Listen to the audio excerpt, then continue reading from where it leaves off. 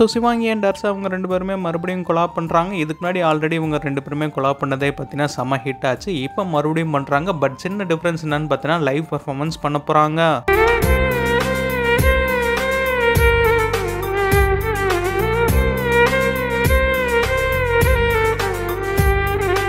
இவங்களோட பர்ஃபார்மன்ஸ் நீங்கள் லைவாக பார்க்கணும்னா அடுத்த மாதம் 3ஆம் தேதி மலேசியாவில் போய் பார்க்கலாம். நாங்கள் வந்து 2 ஷோக்காக வந்து இதுக்கு வந்திருக்கோம் ரிஹர்சல். நாங்கள் 3 பேரும் சேர்ந்து ஒரு பாட்டுக்கு ஆட போகிறோம்.